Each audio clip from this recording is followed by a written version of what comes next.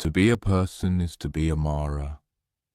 Wat Tam Kam, Sarkorn Nakorn, Thailand, June 15th, 1972. When you see all four of these noble truths, that's when you truly become a monk. If you don't see them, then no matter how much else you may know, it's all just book knowledge.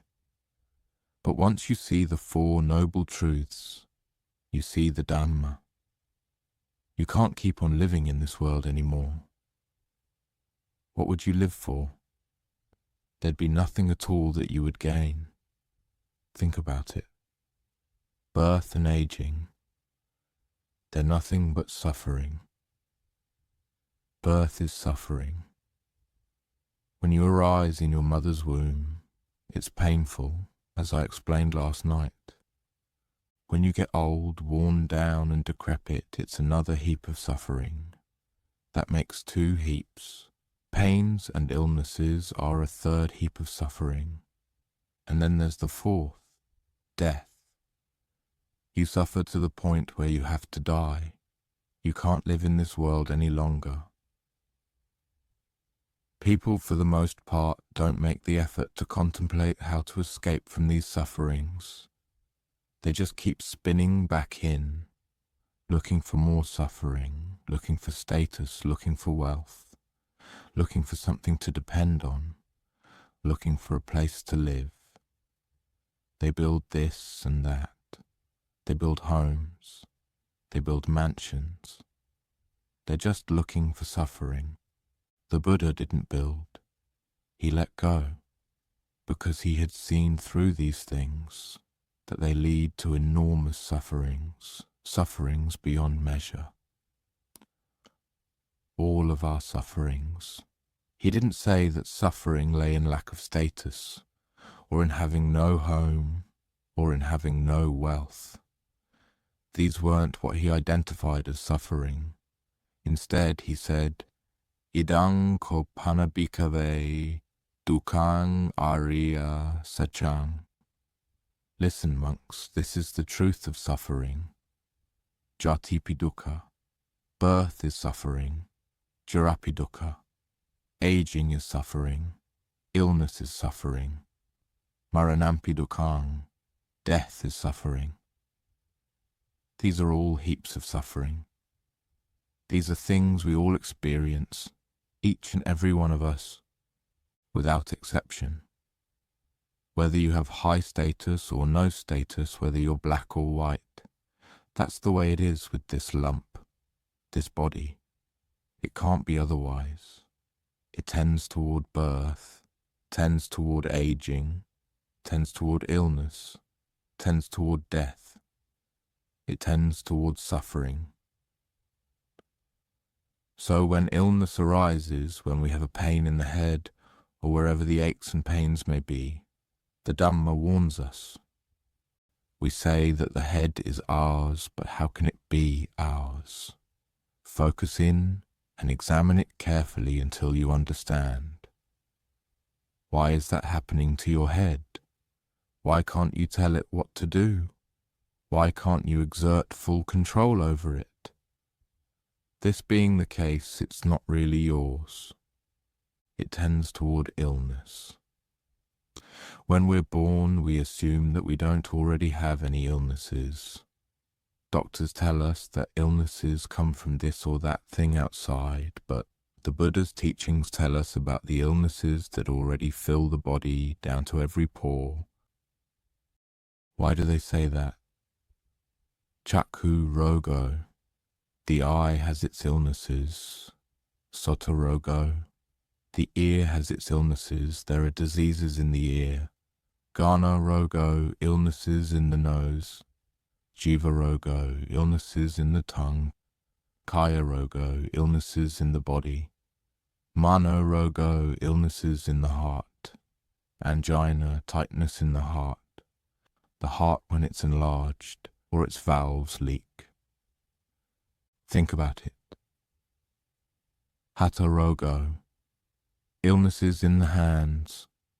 Pada rogo, illnesses in the feet. They run into this or that, get scrapes, get cut open and bleed. That's an illness. Do you see? Rogo, illnesses in the hair on your head. It falls out or your scalp itches. Nakarogo, illnesses in the nails. Dantarogo, illnesses in the teeth. They get eaten away with decay. They wiggle and get loose. Tacharogo, illnesses in the skin.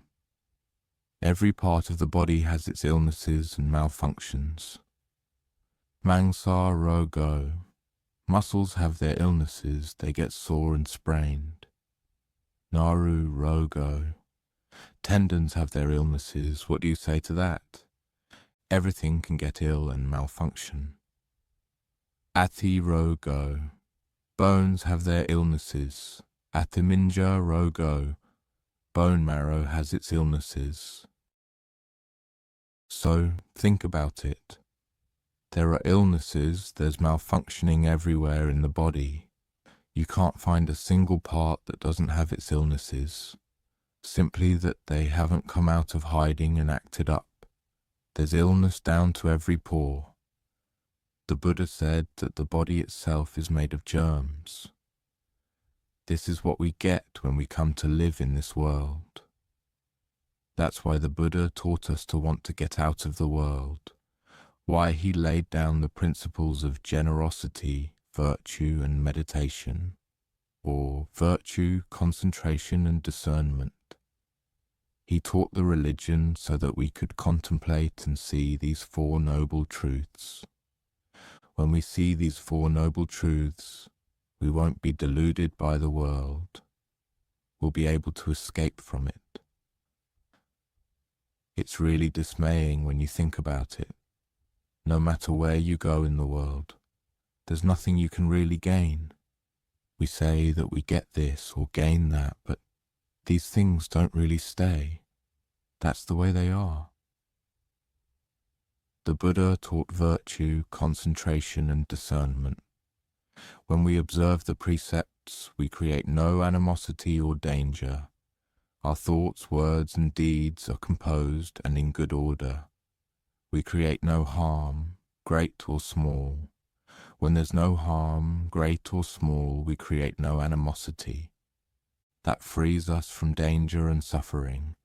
It's because our hearts at the moment don't have virtue that we find ourselves in danger, as we see all around us. The heavenly messengers are constantly warning us. If we sit for a long time, they give their warning. If we stand for a long time, walk for a long time, lie down for a long time, they give their warning. No matter what our posture, they warn us. Pain, pain, pain, pain, pain. But we don't listen. These are heaps of pain, but we don't listen. When there are aches and pains from sitting long, we change our position. We keep pushing things off for later like this, but if we keep following that strategy, we'll reach the point where it runs out. That's the way it is. If we lie down for a long time, there's pain again. Try lying down for a whole day or a whole night. It's painful no matter which way you lie down. You turn over on this side, turn over on that, but you keep running into pain everywhere. If you walk for a long time, there's pain again. Stand for a long time, there's pain again. Every posture is painful. That's why the body is called a heap of suffering. It's neither big nor small suffering. It isn't in all the different material things. It's just in this body that there's suffering. However big or small, it's just our body, a cubit wide, a fathom long, a span thick. That's our heap of sufferings, neither big nor small. It goes up only as far as the head, down as far as the feet, back, to the right as far as the right arm, left as far as the left arm, up front as far as the chest. That's it. the borders of our suffering. The Buddha taught his Dhamma and Vinaya for right here. He placed the religion right here. Hell is right here. The paths and their fruitions are placed right here, so that we can separate things out and make our choice. We do that by sitting in concentration and contemplating right here. Concentration is a mind established firmly, established constantly, established upright. It doesn't waver in line with the ways of the world, loka Dhamma. It's genuine and constant. As for Nibbana, that's really constant, and speaking of Nibbana, it's not up in the sky. It's to be found right here too. So concentration is a mind firmly established. Discernment is all around knowledge of the affairs of fabrication, sankhara. And what is it that fabricates, that gives rise to becoming and birth, to kamma, animosity and danger? What is it that goes to these things? We're the ones who give rise to them. That's what discernment sees. You need all-around knowledge of fabrication for it to count as discernment. The problem is that we're deluded by fabrication. That's why there's so much trouble and suffering as we build up becoming and birth, build up kamma, animosity, and all kinds of dangers. So when you hear this, opanayika, bring it inwards and ask yourself, is this what you want? All this death? Is there anyone who really wants it? Nobody at all. We don't want to be sick without any doctors or medicine. And yet we keep nourishing these things that belong to Māra, the Māras of the aggregates, the Māras of defilement, the Māras of mental fabrications, the Māras of death. No matter how much we try to nourish and protect them, they don't lie under anyone's control, for anyone at all. That's the way things are. This is why we should all contemplate these things, to separate them out and make our choice. We've managed to gain birth, but who is it that takes birth? We'll discover that we're the ones who take birth. If we don't take birth, where will these things come from? If we don't take birth, where will aging come from? When there's no aging, where will illness come from? When there's no illness, where will death come from? When there's no death, where will suffering come from? Sit in concentration so that it's constant. At the moment, it's not yet constant. There's birth, and then there's aging. Then there's illness. When there's illness, then there's dying. When there's dying, then there's suffering, spinning around in the cycles of wandering on, samsara, without ever coming to an end. How many eons, countless births, for how many states of becoming have you been worried about this and that? You come into this world alone, but then you get worried about what will happen to this person or that. You tie yourself down, try to find a way out. So what if it kills you? What's wrong with finding a way out? What are you still attached to? What are you still infatuated with? Try to be more resolute. We come into this world alone and we go alone. So who is it that dies? What leads us back to birth? Be done with it. Develop your goodness. That's better than dying in a heap of suffering. Better than dying in worries. Dying in the noose. Try to die outside of the noose. That's what's really good. Don't tie yourself down. It all comes from the mind, fabricating the idea that this is mine, that's mine, this property is mine, this money, these possessions are mine, this clothing is mine, these homes are mine, these children and grandchildren are mine, nothing but me and mine. These eyes are mine. These ears are mine. This nose is mine. This tongue is mine. This body is mine. This mind is mine. But none of it's true. How could it be yours? How can you depend on any of these things for long? You can't even take your body with you. If these things really were yours, would you have your eyes go bleary? Would you have your ears go deaf? Your nose? Your body? Would you have it be in pain? Would you have it get too hot or too cold? If it really were yours, you wouldn't do any of these things, so contemplate this. Don't be deluded and infatuated. This body is the body of Māra, the Māras of the aggregates. The Māras of the aggregates aren't anything else. They're form, feelings, perceptions, fabrications, consciousness. These are the Māras of the aggregates. Form is your body sitting right here. Feelings are feelings of pleasure or pain. Perceptions are labels and meanings.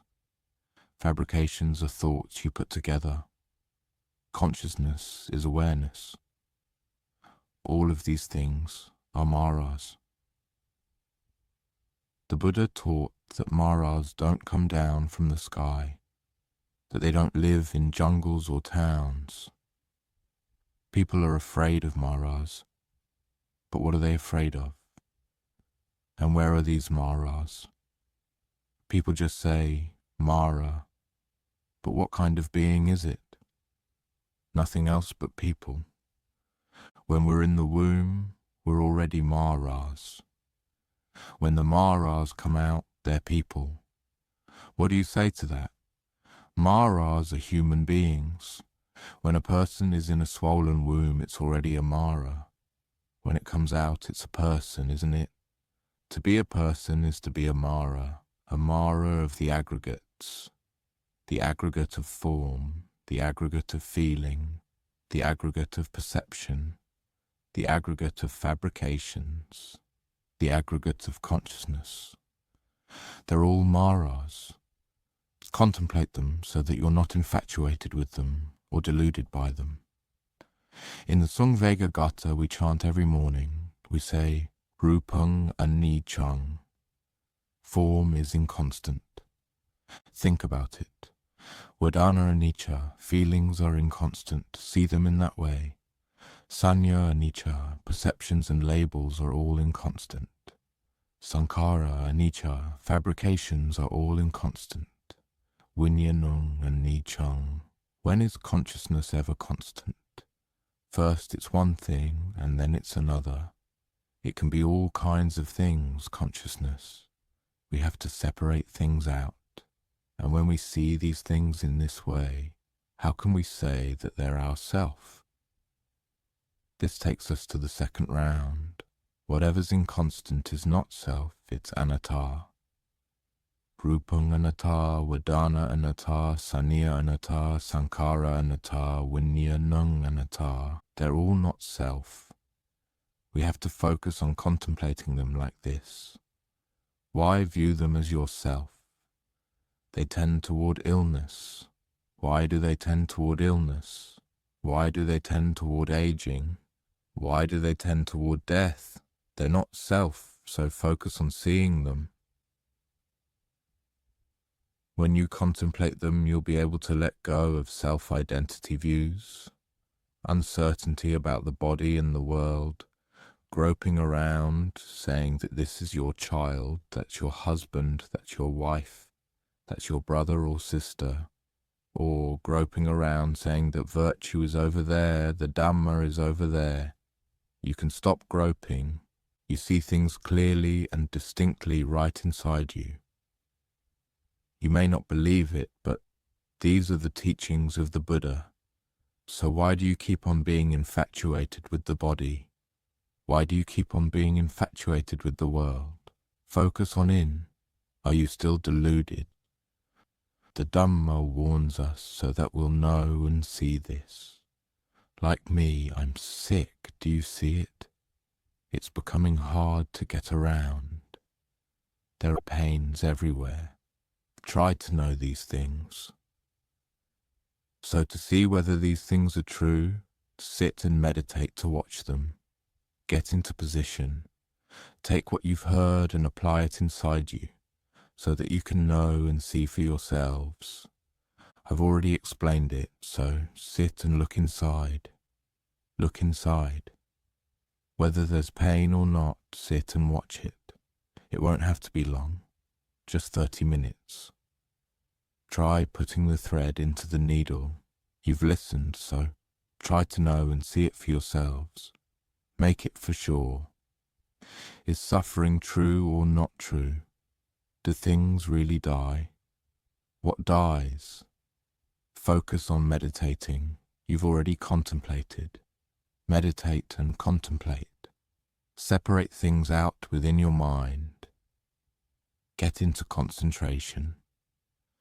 Repeat Buddho, Dhammo, Sangho to yourself. Then close your eyes, close your mouth, and focus on watching your mind, watching your body. That's all you've got. When you're born, it's just this body, this mind, that's all. This body, when it's without consciousness, Nirat Tung Waka Lingarang. It's like a piece of kindling wood. There's nothing to it, nothing of any substance or essence. But at the moment, there's still consciousness in charge. It can still speak, come and go and do all kinds of things. When it's bereft of consciousness, it's like a log of wood. It can't do anything at all. Its mouth is like the mouth of an oven. Its ears are like ears of corn. They just stay motionless. The eyes are like the eyes of a potato. They're of no use at all. Contemplate this. When there's no more consciousness, the legs, feet and hands can't do anything. They feel no pain. When you put them in a cremation fire, they don't react. They don't moan or complain. So turn and look at consciousness. What level is it on? Watch it to see if it's on the level of sensuality, the level of form, or the level of formlessness. The level of sensuality is where it travels around in sights, sounds, smells, tastes, and tactile sensations. These come in two sorts. When the mind is unskillful, it's on the levels of deprivation. When the mind is clear and bright, it's on the levels of the 6 sensual heavens. I've already explained these things in the past. No matter what the level, wherever there's birth, aging, illness and death, then there's suffering and stress. So focus on the level of form. Don't send the mind anywhere else. When you see that the form of the body has no essence to it, you can let it go. When you let go of form, there's nothing left but formlessness. Nothing left but the mind at one. That's the level of the Brahmas. Everything is empty. When you see that that's true, you realize that it too has no essence to it. It's inconstant. That's when you can be done with it. When you see that all levels of becoming are inconstant, that's when you can go to Nibbana. The problem lies with our attachments. What are you still holding on to at the moment? You don't have to worry about the past or the future. Focus in on the present moment to see if the mind is experiencing pleasure or pain. Is it dark or is it bright? Watch what's going on. Is it experiencing pleasure or pain? This inner sensitivity is what you can depend on. No one else can create it for you. It has to arise within you. So keep watching. Whatever sound you hear in the forest won't harm you, I promise. You don't have to worry. Just keep watch on your mind.